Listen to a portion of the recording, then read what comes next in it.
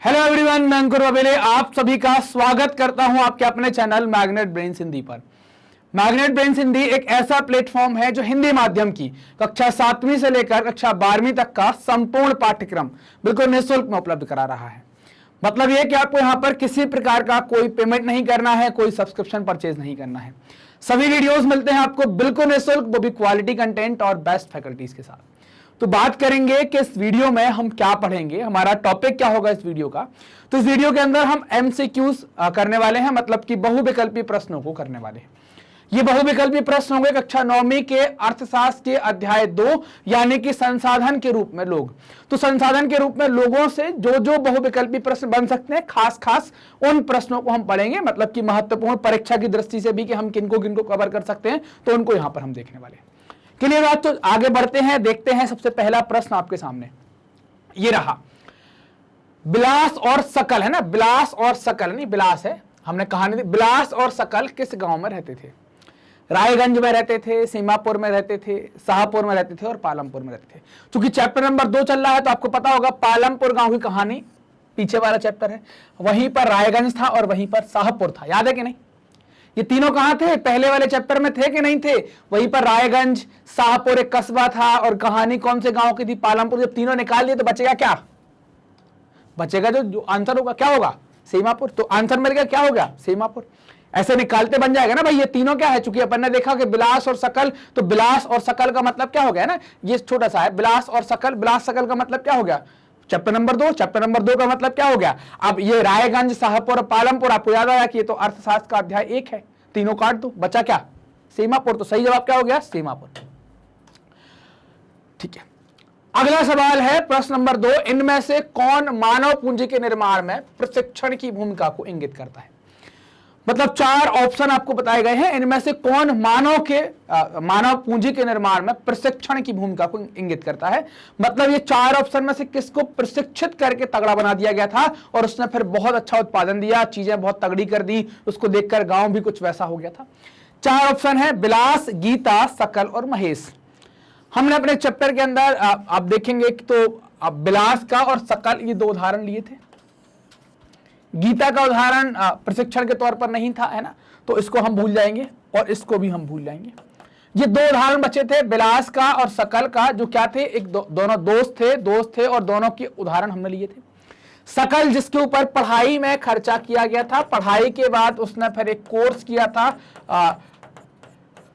उसने कुछ कोर्स किया था, आपने देखा होगा कि उसने क्या कर लिया कि भाई सॉफ्टवेयर के अंदर कुछ कोर्स कर लेता है। और बिलास का अगर आप देखें कि बिलास जो है वो अपनी मां की तरह मछलियां ही बेच रहा था। तो इसमें से आपको बताना है किसने प्रशिक्षण के निर्माण की भूमिका को इंगित किया। तो जवाब क्या हो जाएगा? सकल। सकल ने पढ़ाई करी थी और उसने कोर्स भी किया था, बाद में अच्छी नौकरी भी करी थी। अगला प्रश्न है प्रश्न नंबर 3, बिलास की कहानी से हमें क्या सीख मिलती है ना, बिलास से आपको क्या सीख मिलती है बतानी है। तो 2 कहानियां हमने देखी थी, याद होगा, सकल की कहानी देखी थी और बिलास की कहानी देखी थी। सकल की कहानी क्या कह रही थी? सकल की कहानी ने कहा था कि आप पढ़ते लिखते हैं अच्छे से, आप पढ़ेंगे तो आप प्रशिक्षित होंगे, आपकी उत्पादकता बढ़ेगी, आपकी कीमत बढ़ेगी और बाद में आपको ये प्रतिफल किसमें मिलेगा? या तो अच्छा व्यापार खोलने में या अच्छी जगह नौकरी करने पर जो अच्छी सैलरी मिलेगी उस रूप में। बिलास की कहानी में हमें क्या सीख मिलती है? तो मानव पूंजी निर्माण में शिक्षा की महत्वपूर्ण भूमिका होती है। मानव पूंजी निर्माण में शिक्षा की कोई महत्वपूर्ण भूमिका नहीं होती। शिक्षा या प्रशिक्षण मानव विकास के लिए महत्वपूर्ण नहीं है, या इनमें से कोई नहीं। ये आपको बताना है क्या है।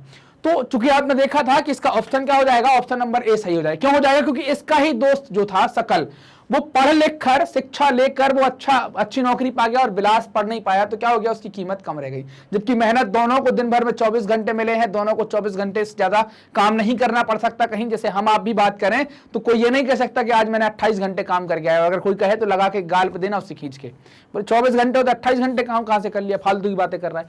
तो उन 24 घंटों को आपको कैसे उपयोग करना है ये कौन अच्छे सिखाता है, उसमें आपकी कीमत कैसे बढ़ेगी? शिक्षा सिखाती है। तो शिक्षा की भूमिका हमने यहां पर देखी थी कि शिक्षा की महत्वपूर्ण भूमिका होती है। अगला प्रश्न प्रश्न नंबर 4, इनमें से कौन मछुआरा था? महेश था, बिलास था, शीला था और का और खा थी। ये आपको बताना है कि कौन था, शीला, बिलास, कौन मछुआरा था, तो ये आपको बताना है का और खा। तो आप जानते हैं कि महेश और जो बिलास है, बिलास के पिता का नाम क्या है? महेश है। तो महेश पहले मछलियां पकड़ते थे, फिर ये इनकी बचपन में डेथ हो गई तो बिलास ने भी वही काम किया, बिलास की मां ने भी वही काम किया, तो मछुआरे कौन हो गए? का और खा जो है वो सही जवाब हो जाएगा। क्लियर? आगे चले। अगला प्रश्न है प्रश्न नंबर 5। इनमें से बूटा का व्यवसाय क्या था? बूटा कौन है? तो बूटा को आप जान लीजिए कि सकल के पिता हैं बूटा चौधरी। तो बूटा का व्यवसाय क्या था? खेतीहर मजदूर थे, मछुआरे थे, डॉक्टर थे या शिक्षक थे? तो चूंकि अब गांव की कहानी ली गई है, गांव की कहानी में ये तो होंगे नहीं, ये नहीं थे। मछुआरे जो थे वो कौन थे? बिलास के परिवार वाले लोग मछुआरे हुआ करते थे। ये क्या थे? खेतीहर मजदूर कह सकते हैं, कृषक कह सकते हैं, किसान कह सकते हैं, खेती करने वाला कह सकते हैं। तो सही जवाब क्या होगा? Option number A. मतलब खेतीहर मजदूर, चूंकि इनको करनी पड़ती थी मजदूरी और साथ ही साथ अपनी खेती भी करते थे। अगला प्रश्न, प्रश्न नंबर 6। इनमें से कौन गठिया का रोगी था? तो आपने देखा था कि हमने 2 उदाहरण दिए थे सकल और बिलास के। शीला और गीता जो हैं वो इन दोनों की माताएं हैं, तो इनको ऑप्शन से काट दीजिए। चूंकि हमारी कहानी में ये 2 लोग थे, बिलास और सकल। तो हमने स्वास्थ्य का, शिक्षा का एक्सपेरिमेंट बिलास और सकल पर कर देखा था। हमने देखा था कि सकल ने पढ़ाई लिखाई अच्छी कर ली थी, स्वास्थ्य भी उसका अच्छा था। बिलास जो है वो गठिया का रोगी हो गया था, इस कारण से उसने तो पढ़ाई लिखाई कर पाई थी बहुत अच्छी और तबीयत भी खराब रहने लगी थी। फिर वो मजबूरी में क्या करने लगा था? मछलियां पकड़ना। उसने अपनी माँ का काम करना स्टार्ट कर दिया। तो गठिया का रोगी कौन है? गठिया का रोगी हो जाएगा बिलास। ऑप्शन नंबर सी जो है वो करेक्ट हो जाएगा। अगला ऑप्शन है अगला प्रश्न है प्रश्न नंबर 7। इनमें से कौन सकल के परिवार से नहीं है? श्याम, बूटा, शीला और महेश। ये बताना है कौन इनके परिवार से नहीं है।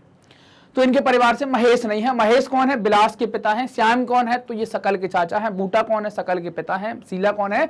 सकल की मां है। महेश जो है वो बिलास के पिता हैं, तो ये इनके परिवार से नहीं है। अगला प्रश्न आपके सामने प्रश्न नंबर 8। इनमें से कौन सा देश प्राकृतिक संसाधनों के अभाव के बावजूद मानव संसाधन पर निवेश के कारण विकसित राष्ट्र के रूप में जाना जाता है? 4 ऑप्शन है, श्रीलंका, भारत, जापान और ब्राजील। तो हमने जापान के बारे में पढ़ा था कि उनके पास कोई भी प्राकृतिक संसाधन नहीं थे, लेकिन उन्होंने अपने लोगों पर शिक्षा और स्वास्थ्य में खर्च किया और वो मानव संसाधन में खर्च किया, मानव पूंजी का निर्माण किया और दुनिया के विकसित देशों में जाकर खड़े हो जाते हैं। तो कौन सा देश है? जापान। अगला प्रश्न है प्रश्न नंबर 9। एक विशेष अवधि में प्रति 1000 व्यक्तियों के पीछे मरने वाले लोगों की संख्या क्या कही जाती है ना? एक विशेष अवधि में प्रति 1000 व्यक्तियों के पीछे मरने वाले लोगों की संख्या क्या कही जाती है? शिशु मृत्यु दर, जन्म दर या इनमें से कोई नहीं? तो उसको कहते हैं क्या? वो कहलाती है मृत्यु दर, है ना? कि कितने लोग मर रहे हैं पर 1000 पर कैलकुलेट करके निकाल लेंगे, मृत्यु दर कहलाती है। अगला प्रश्न है प्रश्न नंबर 10। 2014 में भारत की जीवन प्रत्याशा बढ़कर कितना हो गया है? मतलब जो लाइफ एक्सपेक्टेंसी रेट है वो कितना हो गया है? 68.8, 60.5, 70.3 और 75.4। तो हमारी हो गई है 68.8 के आसपास, लगभग इतनी हमारी जो प्रत्याशा है, लोग औसत इतना जीना स्टार्ट कर दिए हैं। अगला प्रश्न है प्रश्न नंबर 11। शिशु मृत्यु दर 1951 से 51 के 147 से घटकर 2016 में कितने पर आ गया है? 25, 34, 45 और 60। तो इसमें सही जवाब है 34। शिशु मृत्यु दर क्यों सुधरी है? क्योंकि भारत में स्वास्थ्य सुविधाओं पर ध्यान दिया गया, इस कारण से शिशु मृत्यु दर भी अब अच्छी हो, मतलब कम हो गई। अच्छी होने का मतलब क्या है? कम हो गई है। अब बच्चे कम मरते हैं, मतलब स्वास्थ्य, ये चीज क्या बताती है कि स्वास्थ्य स्तर को हमने सुधारा है। अगला प्रश्न है प्रश्न नंबर 12। वर्ष 2016 में भारत में मृत्यु दर घटकर कितने पर आ गया है ना? तो अब ये बताना है मृत्यु दर घटकर कितने पर आ गया। अभी हमने शिशु मृत्यु दर की बात की है, तो क्या हो गया है? तो आप बताएंगे 6.4 पर। जो मृत्यु दर घटकर कितना आ गया? 6.4 पर आ गया है। अगला प्रश्न प्रश्न नंबर 13। भारत में शिशु मृत्यु दर में कमी के क्या कारण माने जाते हैं? मां एवं बच्चे का टीकाकरण, मां एवं बच्चे को पोषण आहार उपलब्ध कराना, नियमित जांच और उपरोक्त सभी। ये सभी चीजें जो है वो बच्चे के स्वास्थ्य के लिए, साथ ही साथ मां के स्वास्थ्य के लिए बहुत जरूरी है। दोनों का स्वास्थ्य अच्छा होगा तो मृत्यु दर कम घटेगी, साथ ही साथ मातृ मृत्यु दर भी घटेगी। तो ऑप्शन नंबर डी क्या हो जाएगा? करेक्ट हो जाएगा। क्लियर? अगला प्रश्न नंबर 14। किसी व्यक्ति के खेत में 5 लोग काम कर रहे हैं, यदि उनमें से 2 लोग को हटा दिया जाए तो उत्पादन पर कोई प्रभाव नहीं पड़ेगा। यह किस प्रकार के बेरोजगारी को इंगित करता है? किस प्रकार की बेरोजगारी को बताएगा? 5 लोग काम कर रहे हैं, उनमें से 2 को हटा दें, उत्पादन में कोई असर नहीं पड़ेगा। तो क्या होगी? मौसमी, प्रच्छन्न, शिक्षित या इनमें से कोई नहीं। मौसमी बेरोजगारी जो परमानेंट कोई बेरोजगार बैठता है कुछ महीनों के लिए, प्रच्छन्न मतलब छिपी हुई बेरोजगारी, और शिक्षित मतलब पढ़ा लिखा बेरोजगार। तो अगर खेत की काम बात कर रहे हैं तो पढ़ा लिखा तो होगा नहीं, तो शिक्षित कट गया। बहुत ऐसा भी नहीं बता रहे हैं कि बैठा हुआ है तो मौसमी कट गया। प्रच्छन्न का मतलब क्या हो गया, ये छिपी हुई, मतलब समझ में नहीं आ रहा है कि वो बेरोजगार है या रोजगार है, और उसके काम करने या उसके हटने से कोई खास फर्क नहीं पड़ रहा है। अगला प्रश्न है प्रश्न नंबर 15, भारत में आजादी के समय 1947 में साक्षरता दर कितना था? 15, 18, 20, 27%, कितने प्रतिशत था? तो ये 18% हमें देखने को मिलता है। अगला प्रश्न है प्रश्न नंबर 16, 2011 की जनगणना के अनुसार भारत की साक्षरता दर कितनी है? तो 64.6 है, 73 है, 93.9 है, 80.9 है। तो बतानी है क्या है? 73.0% है भारत की साक्षरता दर। अगला प्रश्न है प्रश्न नंबर 17, 2011 की जनगणना के अनुसार झारखंड की साक्षरता दर क्या है? 55.4, 61.8, 66.4 और 73.0। तो क्या है? 66.4 है झारखंड की। वर्ष 1950-51 में महाविद्यालय है ना, मैं नहीं आएगा, मैं आएगा, महाविद्यालयों की संख्या 750 से बढ़कर 2016-17 में कितनी हो गई है, ये बताना है। तो हमने टेबल के फॉर्म में पढ़ा था, वहां से डेटा उठाया गया, तो 42,338 हो गई है। अब क्या जाएगा? तो अगला प्रश्न आ जाएगा कि 1950-51 में विश्वविद्यालयों की संख्या 30 से बढ़कर कितनी हो गई 2016-17 में? तो अब बताएंगे कितनी हो गई है? तो 795। 30 से बढ़कर कितनी हो गई 16-17 में? 795, 795। अगला प्रश्न है प्रश्न नंबर 20, भारत में 2017 तक औषधालयों की संख्या कितनी थी? अस्पतालों की बात की जा रही है, औषधालय जो है वो कितनी है? तो वो हो गई है कितनी? 31,641 हो गई है। अगला प्रश्न है प्रश्न नंबर 21, इनमें से कौन आर्थिक क्रियाकलाप है? पहला ऑप्शन है मां द्वारा भोजन बनाना, गांव में लोगों द्वारा नालियों की सफाई करना, एक किसान द्वारा कृषि कार्य करना, एक व्यक्ति द्वारा पेपर पढ़ना। मां के द्वारा खाना बनाने में कोई पैसे की बात नहीं हो रही है, नालियां गांव के लोग मिलकर साफ कर रहे हैं तो पैसे की बात नहीं हो रही है, व्यक्ति पेपर पढ़ रहा है तो पैसे की बात नहीं हो रही। तो सही जवाब क्या हो जाएगा? ऑप्शन नंबर 3 सही जवाब होना चाहिए, किसान द्वारा कृषि का कार्य करना। जो उत्पादन आएगा तो फिर वो बेचेगा तो कुछ आमदनी होगी, मतलब वो क्या हो जाएगी? आर्थिक क्रियाकलाप हो जाएगा। इनमें से कौन एक गैर कृषि क्रियाकलाप है, ये बताना। ड्राइवर द्वारा बस चलाना, कुम्हार द्वारा घड़ा बनाना, शिक्षक द्वारा स्कूल में कक्षाओं का संचालन करना, दुर्गा पूजा हेतु लोगों के द्वारा चंदा इकट्ठा करना। मतलब क्या कह रहे हैं? गैर कृषि क्रियाकलाप की बात की जा रही है। तो क्या है यहाँ पर? दुर्गा पूजा। गैर कृषि की जगह क्या कर सकते हैं यहाँ पर? गैर आर्थिक कर सकते हैं। सही क्या होगा यहाँ पर? गैर आर्थिक, है ना। क्या करते हैं? गैर आर्थिक क्रियाकलाप। तो दुर्गा पूजा के लिए जो चंदा इकट्ठा कर रहे हैं वो आपका मतलब गैर आर्थिक है, वो सामाजिक तरीके से आप काम कर रहे हैं। अगला प्रश्न है प्रश्न नंबर 23, इनमें से कौन सा एक शिक्षित बेरोजगारी का उदाहरण प्रस्तुत करता है? 4 ऑप्शन है, बूटा, श्याम, सकल और जीतू। हमने पढ़ा था कि श्याम जो सकल के चाचा हैं वो शिक्षित बेरोजगारी का उदाहरण पेश करेंगे। मैट्रिक तक पढ़े थे लेकिन बेरोजगार थे, घर में बैठे रहते थे। अगला प्रश्न है प्रश्न नंबर 24, प्राथमिक स्कूलों में बच्चों की उपस्थिति बढ़ाने के लिए इनमें से कौन सा कदम उठाया गया है? 4 ऑप्शन है, दोपहर के भोजन, सेतु पाठ्यक्रम, स्कूल ऑटो शिविर और सभी। तो सभी चीजें की गई हैं ताकि स्कूल में क्या हो? बच्चों की उपस्थिति बढ़े। तो ऑप्शन नंबर डी क्या होगा? करेक्ट हो जाएगा।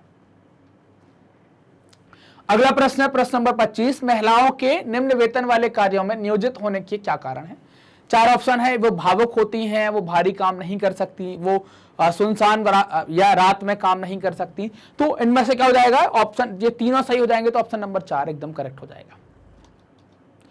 तो ये क्या हो गई आपकी? हमने यहाँ पर अपने जो एमसीक्यू हैं उनको यहाँ पर आप कंप्लीट कर लिया है। एमसीक्यूज हमने पूरे चैप्टर के देख लिया। आप लोग जानते हैं कि मैग्नेट ब्रेन्स अपनी हाई क्वालिटी एजुकेशन के लिए जाना जाता है। हमारे यहाँ पर आपको बहुत सारे कोर्स बिल्कुल फ्री में मिलते हैं, जिसमें आप देखेंगे सीबीएसई, यहाँ पर हम स्कूल शिक्षा के बारे में बात करते हैं, हिंदी मीडियम, इंग्लिश मीडियम, फिर एनटीएससी ओलंपियाड, फिर आपके एंट्रेंस एग्जाम आ जाएंगे, सीयूटी, आईआईटी, जेईई और नीट। यहाँ पर आपको एंट्रेंस के लिए प्रिपरेशन करवाई जाती है, वो भी बिल्कुल निःशुल्क में है। दूसरे स्टेट बोर्ड को भी कवर करते हैं और कॉम्पिटिटिव की तैयारी भी करवाते हैं, बैंक, एसएससी, यूपीएससी, जैब कैब, ये सारी। ये सभी वीडियोस आपको मिलते कहाँ हैं? तो आप ये सभी वीडियोस प्राप्त कर सकते हैं हमारे चैनल मैग्नेट ब्रेन्स पर और मैग्नेट ब्रेन्स के जो दूसरे चैनल हैं उन पर। इनके अलावा आप हमारी वेबसाइट का भी उपयोग कर सकते हैं magnetbrains.com, और हमारे एप्लीकेशन का भी उपयोग कर सकते हैं। यहाँ पर आपको लेक्चर बड़े सिस्टमैटिक तरीके से मिलते हैं। आप हमसे कनेक्ट कर सकते हैं फेसबुक के माध्यम से, यूट्यूब के माध्यम से, इंस्टा के माध्यम से, ट्विटर और टेलीग्राम के माध्यम से। यहाँ पर सर्च करेंगे मैग्नेट ब्रेन्स तो मैग्नेट ब्रेन्स मिल जाएगा। मैग्नेट ब्रेन्स की खासियत क्या है? ये फ्री शिक्षा के लिए जाना जाता है, फ्री एजुकेशन के लिए जाना जाता है। यहां पर आपको किसी प्रकार का कोई पेमेंट नहीं करना है। ये वीडियो आप देख रहे हैं मैग्नेट ब्रेन्स के Hindi channel magnet brains Hindi पर, तो आप चैनल को सब्सक्राइब करें, वीडियो को लाइक करें, अपने दोस्तों के साथ शेयर करें, कमेंट करके हमें भी बताएं कि आपको वीडियो कैसे लग रहे हैं। धन्यवाद।